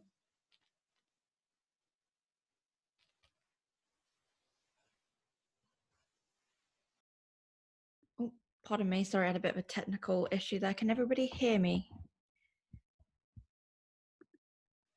Yes. Yes, fantastic. Sorry about that. Let me just pop myself on speaker view. Yeah, so I actually don't have any slides. I thought I've only got 5 minutes. I'll just have a chat. So in 1970, a really important thing happened in the Antarctic Treaty, a consultative meeting of that year. So let me just find this. In the 6th Antarctic Consultative Meeting, which actually happened in Tokyo and in October, so we're a little bit early, the third recommendation made was sort of groundbreaking, I would argue. And in it, there were some considerations that took into account the long, at that point, history of collation of meteorological data that had happened over the course of about 12 years. And that was recognized for the first time in the Antarctic Treaty meeting in that policy space. And as part of that sort of consideration of this long history of meteorological data collection, collaboration in meteorological research in Antarctica, the Antarctic Treaty consultative parties recommended to the governments involved that they adopt an annex to that recommendation to plan further exchange of raw meteorological data in the future, to then also exchange that data and process it, and to support, as far as practicable, such measures as will facilitate the speedy and effective implementation of the first 2 annexes, and then inviting the World Meteorological Organization to review both of those recommendations going forward. And why is this so important? So the first 2 chapters of my thesis kind of follow this story through. In 1957 to 1958, during the International Geophysical Year, the exchange of meteorological research really underpinned a lot of the work that was being done. I think it's possibly because the exchange of weather data was seen as a very low stakes way of signifying political and scientific goodwill. And also it was very difficult for the countries involved in the International Geophysical Year to build clearer and more comprehensive maps of weather data, meteorological data, without having inputs from different places across the world. So one of the signs of political goodwill is in the first couple of meetings of the committee set up to coordinate scientific collaboration across the International Geophysical Year was that the Russians came to the table with about 40 years worth of meteorological data as a sign of showing that they were open to collaboration, open to scientific exchange, and open to data sharing. And that really was the spirit in which meteorological collaboration was carried out over the course of the International Geophysical Year. So you had Weather Central, which was a center set up at Little America Station, which was run by the US, but which hosted several scientists from other countries during the International Geophysical Year of 1957-1958, including several meteorological specialists from the USSR. Again, I think this is another way to show political goodwill. I would like to tease that perhaps there were other factors at play as well. But following the International Geophysical Year in 1958, at SCAR's first meeting in The Hague, so this is the Scientific Committee on Antarctic Research, a newly sort of formed non-governmental organization that found its sort of remit during the course of the International Geophysical Year, which was tasked to continue scientific collaboration in Antarctica. One of the first questions was raised was how this sharing of meteorological data could be continued. And so what followed was a project which was no longer based in Antarctica, but based in Melbourne, Australia. So we're moving around the globe now. And it was called the International Antarctic Analysis Centre, with the express sort of remit for collecting and collating meteorological data from not just the Antarctic continent and the various research stations which stayed on the continent following the International Geophysical Year, but also from across the Southern Hemisphere. So data was being collected, collated, and processed from Latin America, from across the Antarctic continent, and from across Australia and New Zealand as well. And so this was a project which really sort of found its feet in the early 60s, but there were struggles across the board to get this project funded. And also scientists, I suppose, possibly didn't find the idea of going to Melbourne as sexy as going to Weather Central in Antarctica. And so there was also a difficulty of getting expertise down at the International Antarctic Analysis Centre. And it seemed as though this project, which had many fruitful collaborations in terms of scientific research output, might fall victim to a lack of funding. And this is where a really interesting collaboration between the Scientific Committee on Antarctic Research and the WMO really found its feet, I would argue. So from 1959, 1960, the working group that had been set up to specifically look at Antarctic meteorology under the auspices of SCAR had an observer from the World Meteorological Organization. And in 1966, it was offered that there would be a much more concrete kind of collaboration between the two organizations. So the World Meteorological Organization suggested that WMO would concern itself with a synoptic network and the equipment for measurements to ensure that Antarctic research stations were consistent with the rest of the world, whilst SCAR would focus on the research questions. And this happened in 1966, and it was a huge turning point for the work being done by the International Antarctic Analysis Centre, because not only was it recognised on a much larger scale by a UN-affiliated body, but it was also being funded in a way that it hadn't been in its early years. And this is really interesting because some of the players that we see at this point are really involved in making sure that this collaboration between the WMO and SCAR is fruitful and also quite concrete. And that concreteness comes later on in 1966, where under the guidance of Morten Rubin, who is at the WMO, the meteorology seems to really take center stage towards the end of the 60s, with the WMO funding workshops, primarily the 1966 SCAR WMO Polar Meteorology Symposium in Geneva in 1966. And I would argue that all of this work that's being done from 1958 through to the late 60s finally results in like a recognition and a culmination of that work then being solidified in a policy venue for Antarctica in 1970. Hopefully I've been clear there. I look forward to chatting with you guys in the chat if you want to hear more. Thank you very much. Thank you, Ikra. Fantastic. We look forward to that chat as well.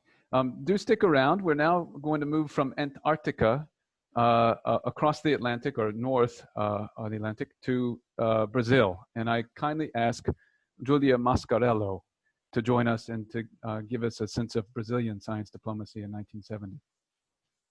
Thank you, Matthew. Can you hear me? Yes. Okay. So good morning, everyone.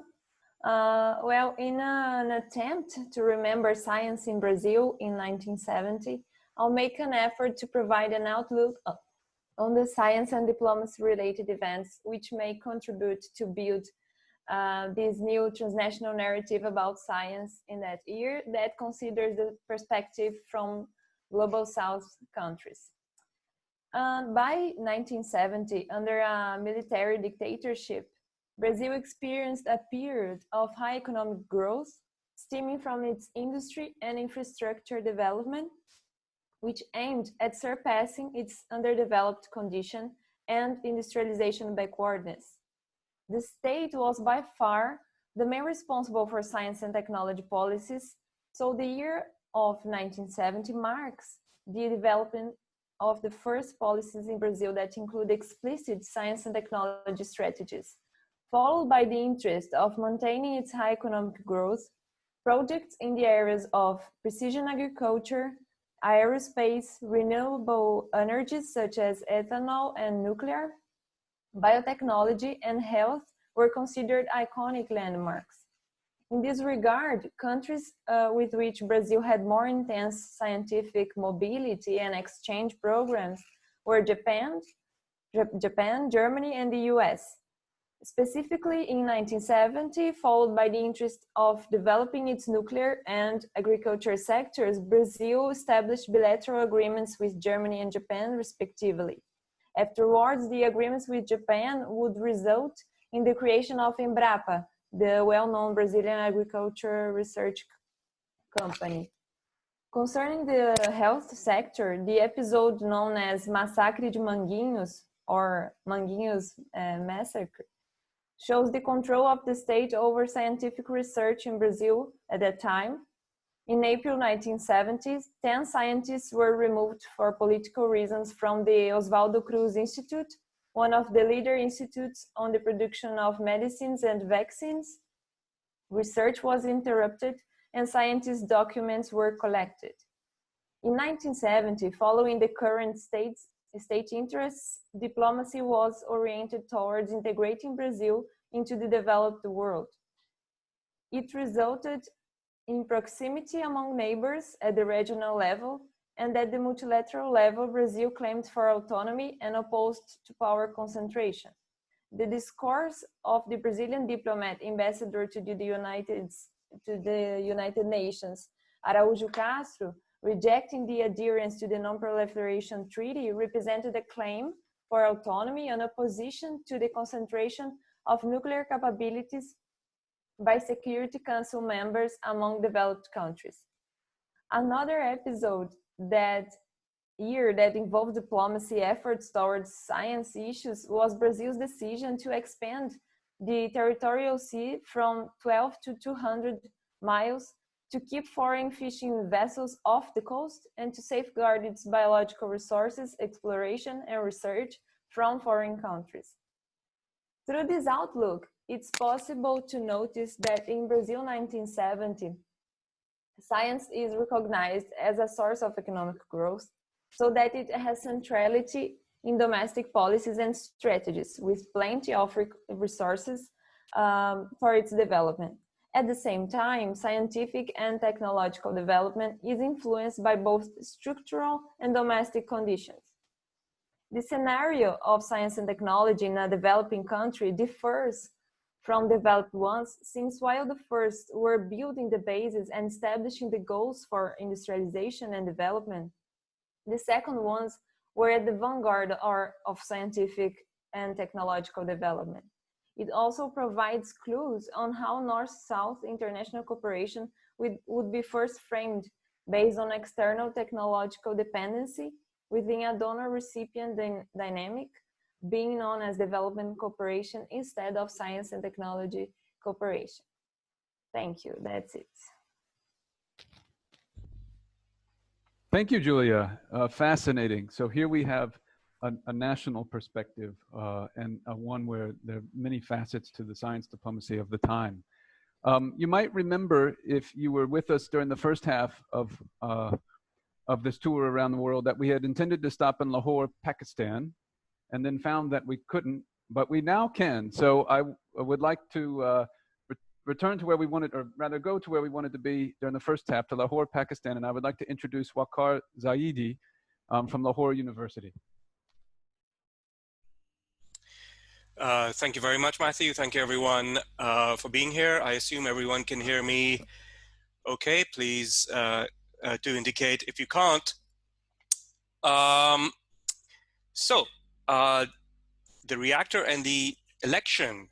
As a nuclear power, Pakistan today has a stockpile of around 180 warheads with a range of delivery systems, expanding uranium enrichment facilities, and 4 plutonium production reactors. Today, by focusing on the year 1970, I wish to highlight the early 70s as a crucial milestone in the development of the Pakistani bomb, and use the year to explore the international connections that set Pakistan on the path to nuclear power. These connections readily emerged from two key developments in that period: the completion of Pakistan's first full-size nuclear reactor, Canop-1, and the political crisis that led to civil war, a war with India, and the eventual dismemberment of the country. So Canop has its origins in Eisenhower's Atoms for Peace initiative. Outlined before the UN General Assembly in December 1953, the program eventually disseminated nuclear knowledge, expertise, and material around the world. Atoms of Peace galvanized nuclear science in Pakistan. The country sent out a delegation to the 1955 Geneva Conference on the peaceful uses of atomic energy, and then formed the Pakistan Atomic Energy Council to take advantage of these opportunities, now appearing through this US initiative. The council began to marshal nascent nuclear expertise and was able to send a constant stream of nuclear engineers, physicists, and other technical staff from the late 50s onwards programs in the US. Another significant early outcome was the supply of a small 5-megawatt research reactor housed at the newly built Pakistan Institute for Nuclear Science and Technology, completed in 1965.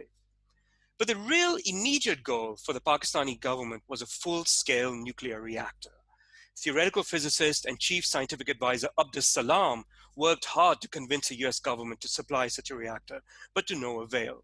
Following the sale of a Canadian reactor to India in the early 60s, Pakistan successfully approached the Canadian government, leading to an agreement with the Canadian General Electric Company for the supply of a CANDU 137 megawatt reactor. Construction of the Karachi Nuclear Power Plant, or Canop-1, started in August 1966 and completed in late 1970. The reactor went critical in August 1971 and was officially inaugurated in November 1972 by the Prime Minister Zulfikar Ali Bhutto. His speech at the opening, tellingly, recycled Eisenhower's Atoms for Peace language. Atomic energy should become a symbol of hope rather than fear.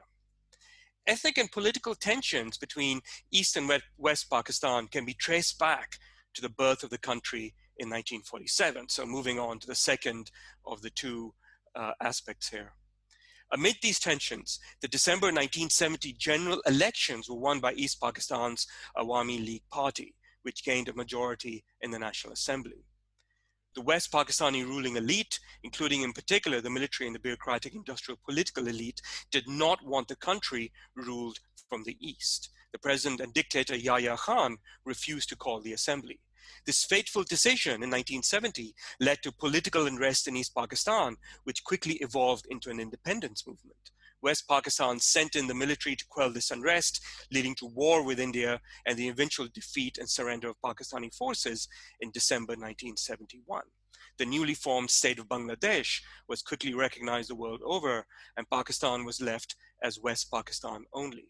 This dismemberment had a powerful impact on the West Pakistani ruling elite. From the military point of view, there was now a realization that Pakistan could never hope to match India's military forces, conventional military forces. But more than that, the breaking away of East Pakistan heightened the elite's fear of disintegration. The country was, in many ways, artificial. It consisted of a myriad of different ethnicities and cultures. If the Bengali province could break away, so could other ethno-linguistic groups. So the Pakistani government now made the acquisition of nuclear weapons a priority. Bhutto is famously said to have remarked that the country would acquire nuclear weapons even if the people were left to eat grass. The state now entered a new phase of radical and ambitious nuclearization, leading eventually to nuclear capability and the first atomic bomb tests in 1988. So to conclude, just very quickly, although nuclear projects are seen as inherently national and nationalistic, they include, as we know, crucial transnational elements. Nuclear material and know-how circulates or is made to circulate globally. In this case, in 1970 to 71, we see not only early Cold War internationalist elements, Atoms for Peace, bearing fruit in the form of Canop, through the international circulation of expertise and material, but also international geopolitical tensions and war. intervening in decisive ways to create a nuclear Pakistan. 1970-71 has one final significance for Pakistan's nuclear diplomacy. It marks the end of the first phase, where nuclear diplomacy was carried out openly, and the start of a new phase, where more hidden channels were used to bring the nuclear to Pakistan. Thank you.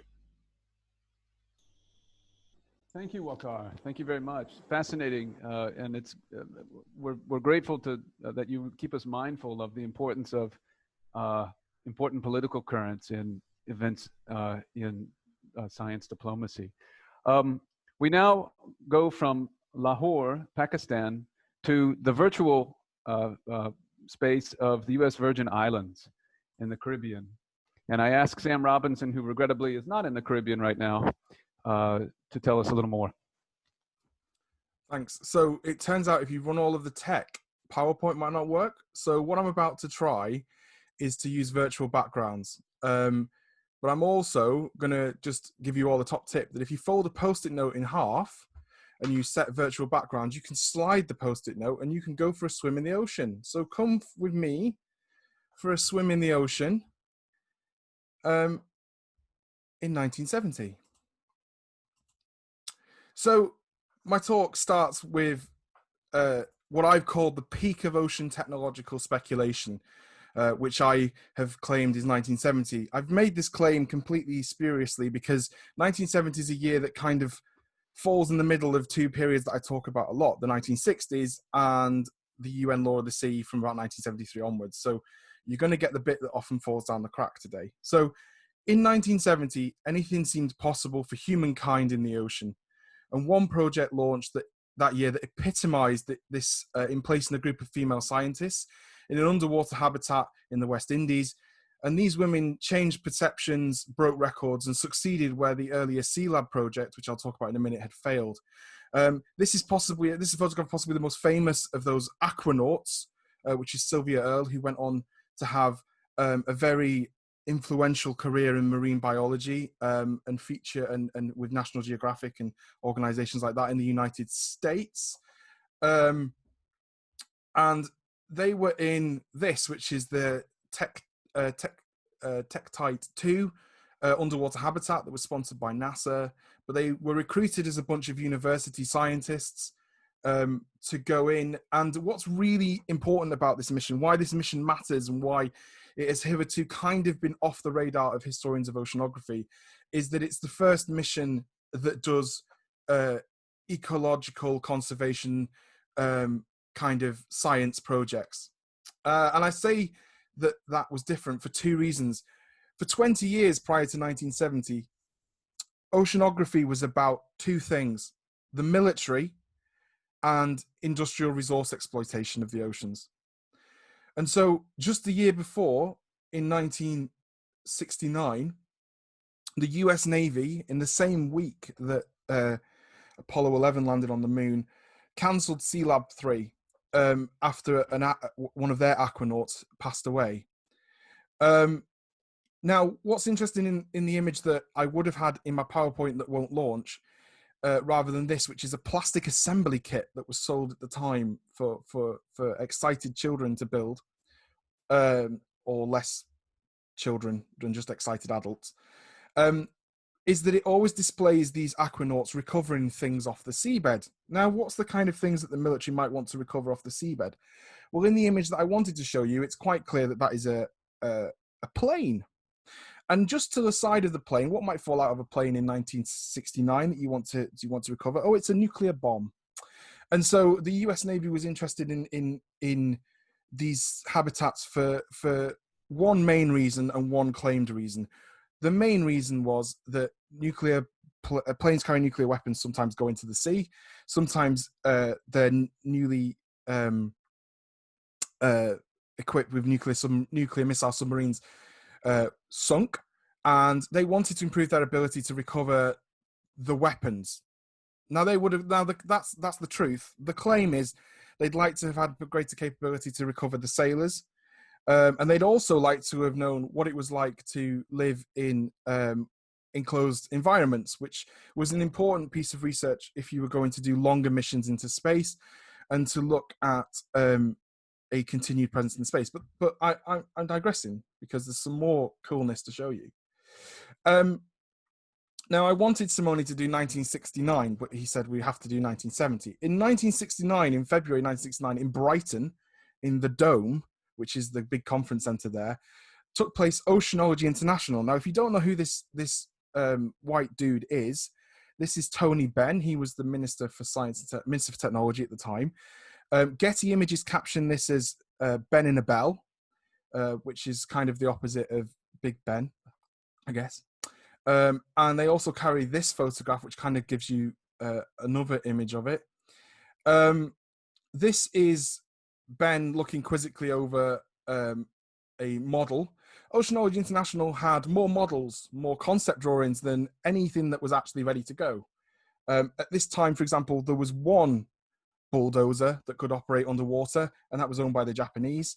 But there was about 100 of them suggested to be in existence if you walked around Oceanology International. And journalists who went to this were handed a 30-centimeter thick stack of brochures, which became the kind of material that was used for the next 3 or 4 years in lots and lots of popular science articles saying that the future of mankind or humankind was on the ocean floor.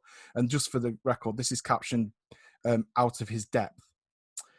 Now, what all this was about this emerging general kind of imaginary of humankind operating in and under the sea.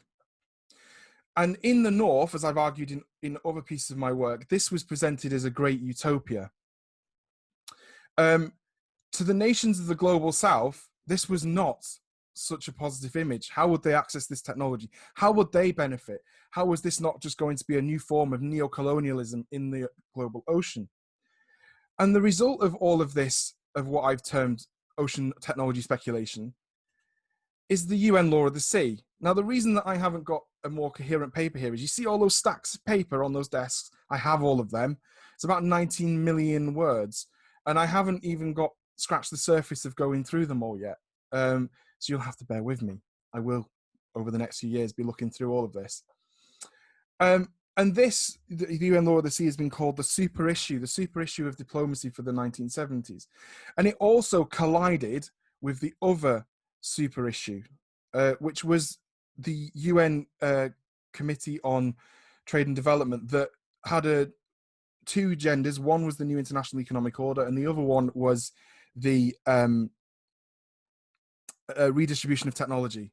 And so the oceans from 1970 onwards became the geopolitical site of these two tensions, a need to avoid a new ocean colonialism driven by new abilities in science and technology, and the claim that the only way that the ocean could be a fair space in this ocean grab was the equitable transfer of technology and the enabling of the global South to reap the benefits and reward of this ocean future. And I'll leave you with this image. If you want to know more about Tektite, the only historian of ocean science who's spoken about this is Tony Adler in his recent book, and he will be speaking along with me and a little crowd of oceans historians this afternoon. Thank you. Thank you, Sam. A reminder that the 1970s were not only very interesting, but also very entertaining. We now go from the virtual site of the US Virgin Islands to North America for our last two stops. And first, we have a video from Leah Aronowski of Columbia University.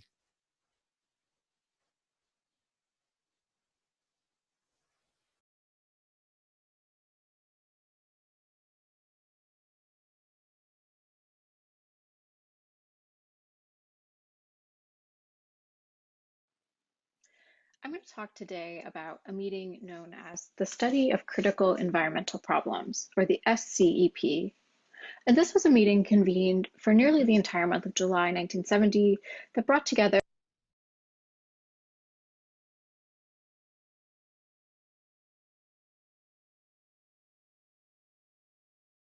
68 American scientists to assess what they described as, quote, man's impact on the global environment. The meeting was convened in the hope that the group's assessment of the environmental problems that the world faced could help set the agenda for the upcoming UN Conference on the Human Environment that was scheduled to be held in Stockholm in 1972. The group's recommendations, as I'll explain today, reflected a commitment to technocratic models of environmental governance that would come to define much of the thinking in the 1970s about how to contend with humanity's impact on the global environment. So the SCEP was largely the brainchild of Carol Wilson, a management professor at MIT. Earlier in his career, Wilson had apprenticed with Vannevar Bush, an influential policy advisor in the Roosevelt administration, whose championing of federal support for basic scientific research had led to the founding of the National Science Foundation. And I see Wilson's convening of the SCEP as reflective of kind of Vannevar Bush-esque optimism that scientists could successfully frame environmental concerns as international policy problems. So from the outset, the SCEP determined that it would restrict its focus to those environmental problems that were global in scope and that posed a threat to humans only indirectly by threatening to permanently alter the environmental conditions of the Earth rather than posing a more immediate threat to human health. For 4 weeks, participants worked to assess the current state of scientific knowledge about phenomena such as the effect of fossil fuels on the climate, the threat that the recently invented supersonic transport jets pose to the ozone layer, and the ecological impact of fertilizer runoff. Their work on anthropogenic climate change was especially notable. The SCEP constituted one of the first attempts to comprehensively assess the effects of fossil fuels on the climate, and its conclusions underscored the seriousness of the threat that global warming posed. Members of the group were so concerned about the possible long-term consequences of carbon dioxide for the climate that they decided to convene a second additional meeting later that year dedicated solely to the problem of climate change. So at the end of the month, the SCEP issued its recommendations. And across the group's analyses of these diverse environmental problems, a common refrain emerged. More research and better standardized data were needed. The group proposed establishing an international system for monitoring a wide range of environmental indicators. These monitoring networks, the SCEP argued, would provide a means of avoiding the politicization of environmental problems.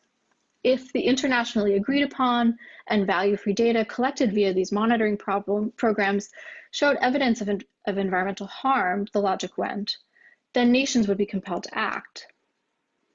So by at least one measure, the SCEP was a success. The final resolution produced at the end of the 1972 UN conference included a call to establish a global environmental and atmospheric monitoring network. But the conference was also a testament to the limits of the value-free technical approach to international environmental diplomacy that the SCEP advanced.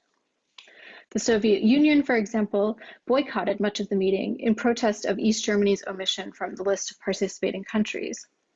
At one point during the meeting, observers feared that the United States would walk away from the talks after delegates from Sweden inserted language into a resolution that called for the denunciation of ecocide, which was an implicit rebuke of the United States' use of Agent Orange in Vietnam. At the conference's end, Indira Gandhi issued a blistering critique of the meeting in which she argued that poverty, not pollution, was the world's greatest environmental problem. In other words, the UN conference demonstrated that the politics the SCEP so desperately wanted to circumvent would prove unavoidable when it came to global environmental problems.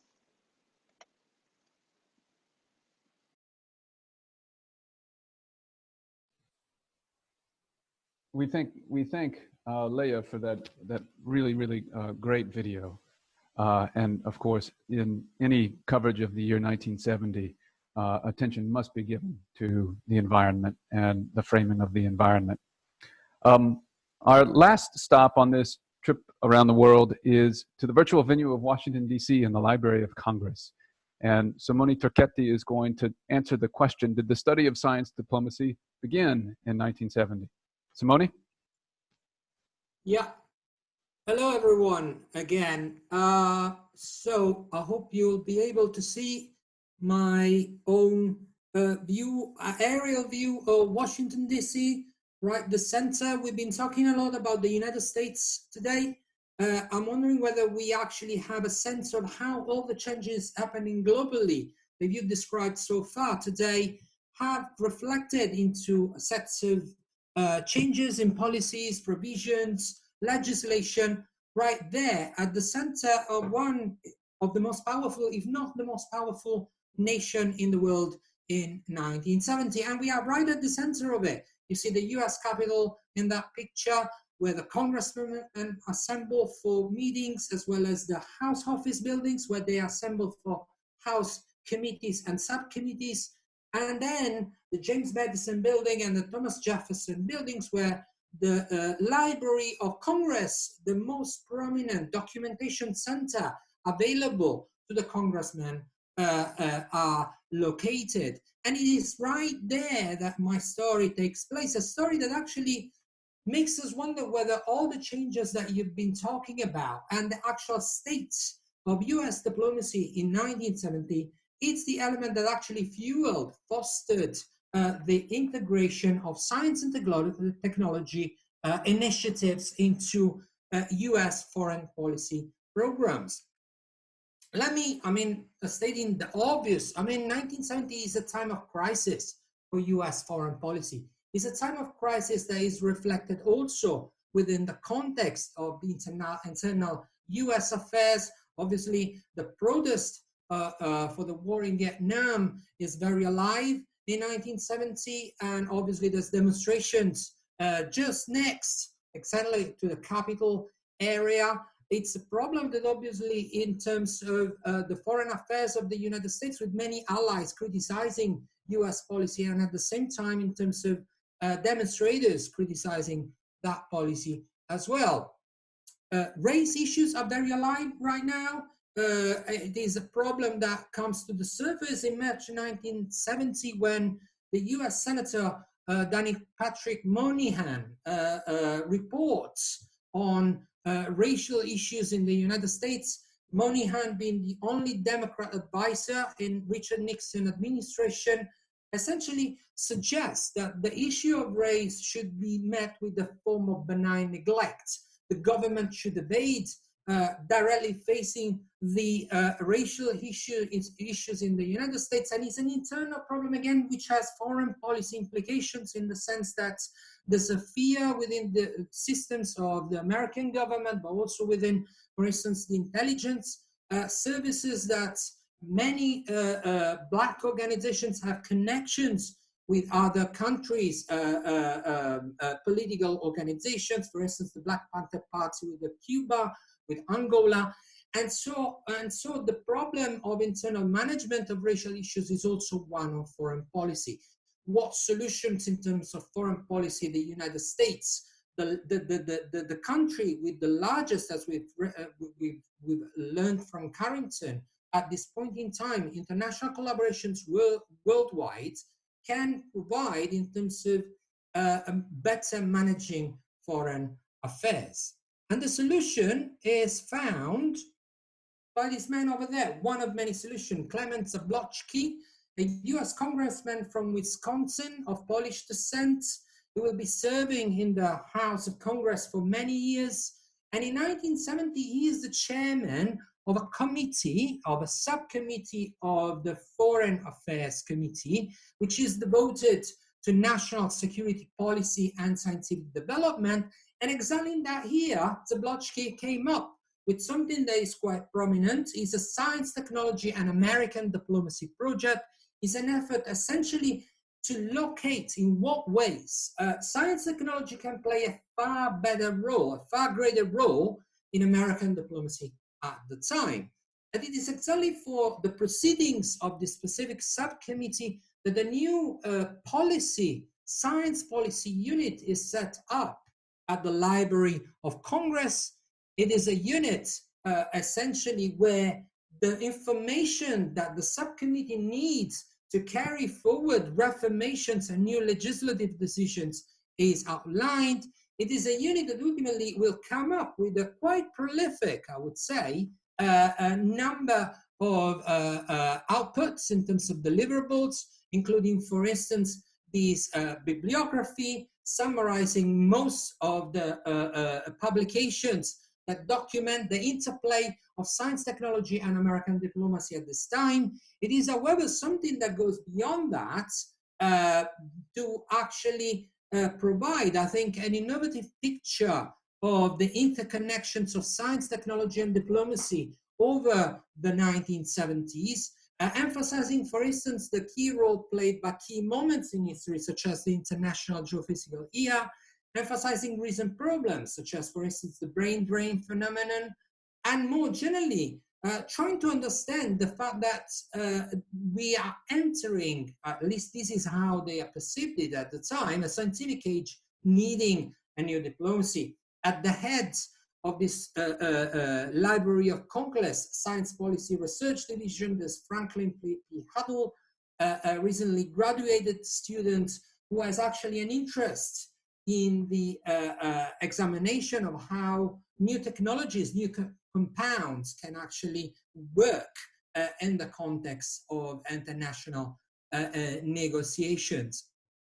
And again, it is a unit that actually not just published extensively on the subject, but actually in combination with the work of the House Subcommittee on National Security Policy and Scientific Development, eventually will provide this: the Foreign Relations Authorization Act of 7th of October 1978, which is generally seen as an act which actually fostered the integration of scientific and technological initiatives within the machinery of State Department of United States foreign policy, in order to, as you can read there at point 4, make a more effective use of science and technology in the international relations arena.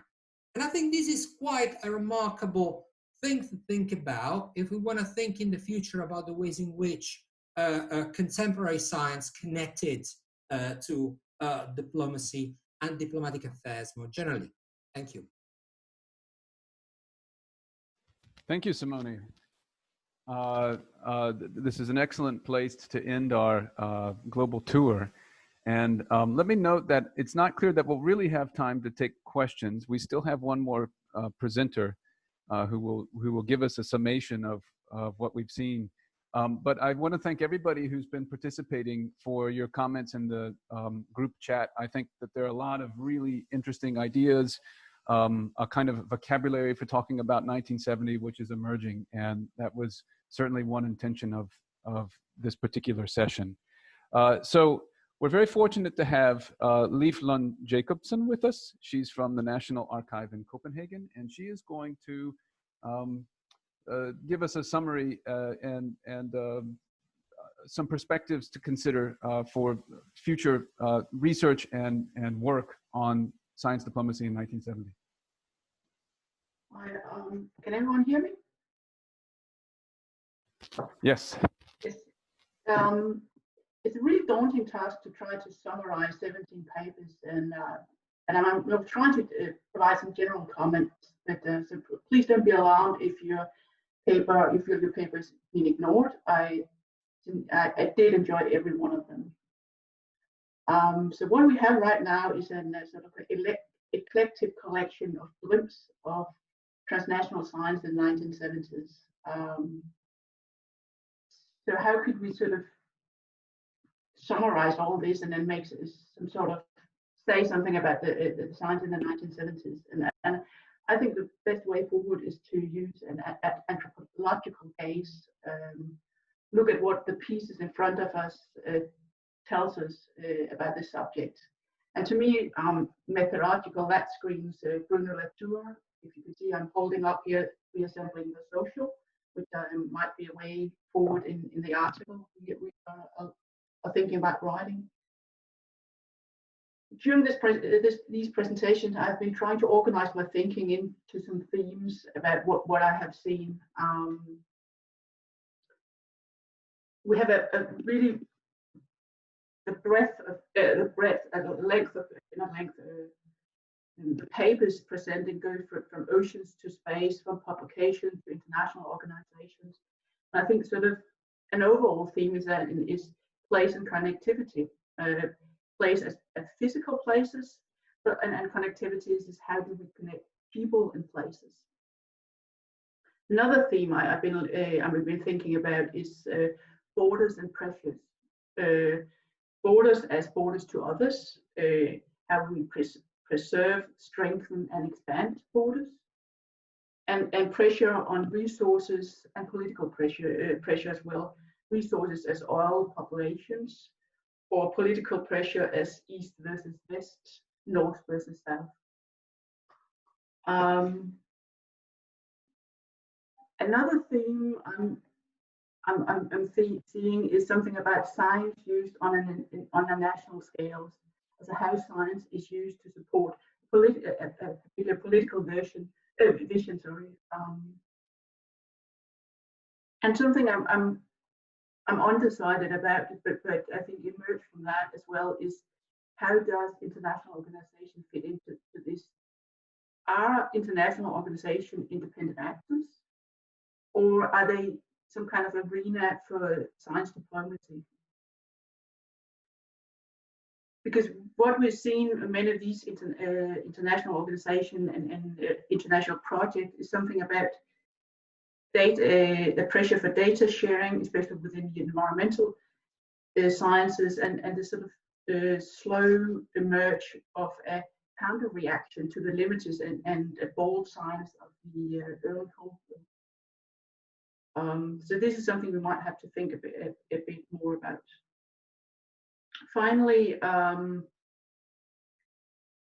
have some. I've been thinking, watching these presentations, I have some reflection on science and the transnational, because the transnational, many projects of about the project of transnational history is often to transcend or dissolve the national. And I'm not sure after this paper that we can fully do so, because a lot of these papers we're going to see today speak from a national regional perspective. I think that's something we need to think more about, and how to make a national, transnational history. Thank you. Thank you very, very much, Leif. So in concluding the event, I would like to thank everyone who's participated, all of those who gave presentations, both recorded and also live. It's really remarkable what you can do online. And all of you who have been watching and making comments and contributing ideas to this further discussion of science diplomacy circa 1970. And just to add, Matthew, that there's other initiatives from the Commission on Science, Technology and Diplomacy. For those of you who are interested, we are hosting an online event on the 23rd of July. In case you are interested, there will be more papers, more elements to articulate a conversation on these issues. Right, we have a captive audience, so we will note that on July 23rd, the Commission indeed has a great event coming. Just email us if you'd like to know more. So thanks once again to everybody, and have a great morning, afternoon, evening, wherever you are. All the best.